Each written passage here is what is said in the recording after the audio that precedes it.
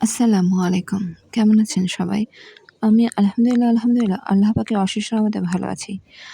আশুরার ইতিহাস যেটি শুরু হয়েছে পৃথিবীর সেই শুরু থেকে। আরবি হিজরি সনের বর্ষের প্রথম মাস মহররম।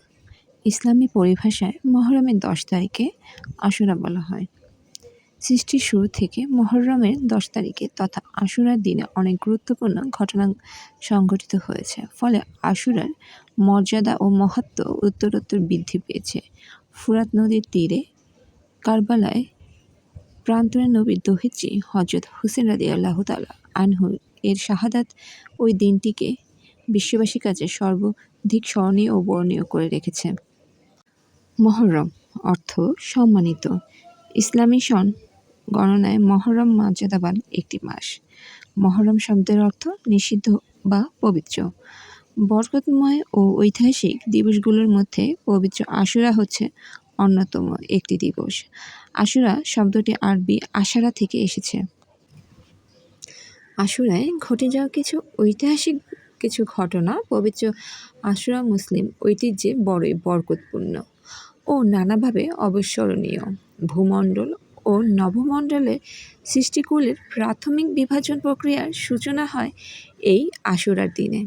হযরত আদম আলাইহিসসালামের সৃষ্টি, স্থিতি, উত্থাপন ও পৃথিবীতে অবতরণ, খলিফা নিযুক্ত করা আর জান্নাতে দাখিল ও পৃথিবীতে নির্বাসনের পর মক্কায়ে মুআজ্জামার আরাফাত ময়দানে হযরত মা হাওয়ার সঙ্গে পরিচিত হওয়া ও দীর্ঘদিন ক্ষমা প্রার্থনা শেষে দুজনে তওবা কবুল করেন আল্লাহ তাআলা এই পবিত্র আশুরায়।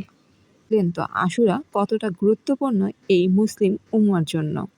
হযরত মুসা আলাইহিসসালামের সমুদ্রপথে যাত্রা, হযরত নূহ আলাইহিসসালামের নৌযানের যাত্রা আরম্ভ এবং বন্যা প্লাবনের সমাপ্তি আশুরায় ঘটেছিল।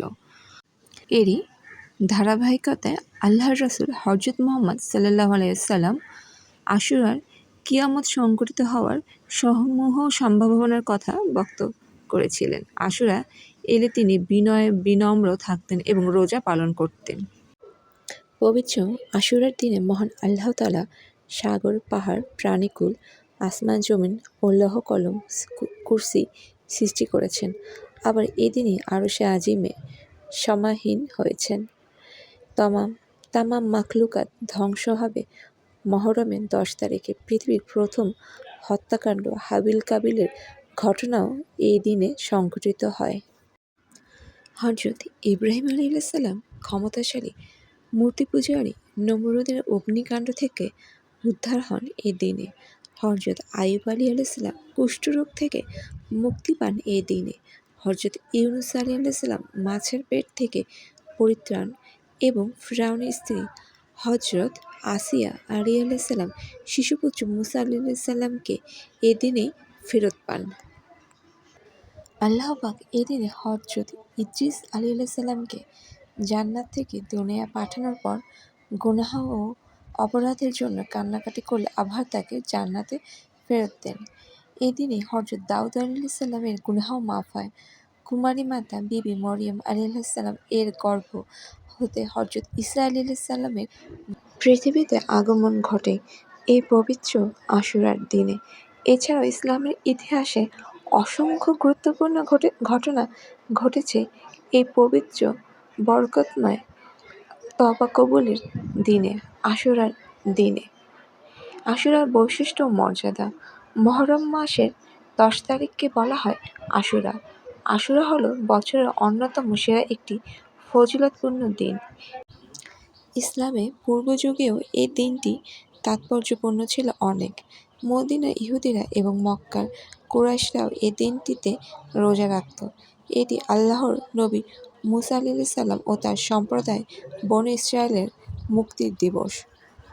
রাসূলুল্লাহ সাল্লাল্লাহু আলাইহি ওয়াসাল্লাম মদিনায় হিজরতের পর সেখানকার ইহুদিদের আশুরার দিনে রোজা রাখতে দেখে তাদের কাছে এই দিনে রোজা রাখার কারণ জানতে চাইলে তারা বলল, কারণ এই দিনে নবী মূসা আলাইহিসসালাম ও তার সম্প্রদায়কে আল্লাহ তাআলা অত্যাচারী ও অবাধ্য ফিরআউনের কবল থেকে মুক্ত করেছেন এবং ফিরআউন ও তার বাহিনীকে সমুদ্রে নিমজ্জিত করেছেন। আর তারই কৃতজ্ঞতা স্বরূপ তিনি প্রতি বছর এই দিনে রোজা রাখতেন, তাই আমরাও তার অনুকরণে এই দিনে রোজা রাখি। তখন রাসূলুল্লাহ সাল্লাল্লাহু আলাইহি সাল্লাম বলে, তোমরা আমরা মুসার অনুকরণে বেশি হকদার। এরপর থেকে তিনি আশুরার দিনে রোজা রাখতেন এবং সাহাবীদের নির্দেশ দিতেন। নবী করিম হযরত মুহাম্মদ সাল্লাল্লাহু আলাইহি সাল্লামের ওয়াফাতের প্রায় অর্ধ শতাব্দী পর একই দিনে তারই প্রিয় দোহিত্রী হুসেন রাদিয়াল্লাহু তাআলা আনহু সপরিবারে ইরাকের কারবালায় ঘাতকদের হাতে অত্যন্ত নির্মমভাবে নিহত হন। মুসলিম মাত্রই এই ঘটনায় ব্যথিত ও মর্মাহত হতে বাধ্য। তবে সে কারণে রাসূলুল্লাহ সাল্লাল্লাহু আলাইহি ওয়াসাল্লাম আশুরার মূল তাৎপর্য কোনোভাবেই ভুলে যাওয়া উচিত নয়। পরিতাপের বিষয় হলো, আশুরার দিনে ঘটে যাওয়া কারবালার নির্মম ঘটনাটির কথা আমরা জানলেও এই দিনের মূল ও হাদিস বর্ণিত মুসা আলাইহিস সালাম ও বনী ইসরাঈলের মুক্তির ইতিহাস অনেকের কাছেই অজানা। মুহররম মাসের বৈশিষ্ট্য হলো, এ মাসটিকে রাসূলুল্লাহ সাল্লাল্লাহু আলাইহি ওয়াসাল্লাম আল্লাহর মাস বলে অভিহিত করেছেন। সব মাস, দিন ও ক্ষণে আল্লাহর সৃষ্টি, তথাপি মুহররমকে আল্লাহর প্রতি সম্বন্ধ করা মাসটির বিশেষ তাৎপর্যের প্রতি ইঙ্গিত বহন করে। অষ্টম শতাব্দীর জগদ্বিখ্যাত আলেম আল্লামা ইবনে রজব রাদিয়াল্লাহু তাআলা আনহু বলেছেন, মহান আল্লাহ তার সৃষ্টির মধ্যে বিশেষ বিশেষ সৃষ্টিকে শুধু নিজের সঙ্গে সম্বন্ধ করে উক্তি করে থাকেন। যেমন সব মানুষ আল্লাহর বান্দা হওয়া সত্ত্বেও কুরআনে মুহাম্মদ সাল্লাল্লাহু আলাইহি সাল্লাম, ইব্রাহিম আলাইহিস সালাম, ইয়াকুব আলাইহিস সালাম ও ইউসুফ আলাইহিস সালাম সহ অনেক নবী রাসূলকে আল্লাহর বান্দা বলে অভিহিত করা হয়েছে।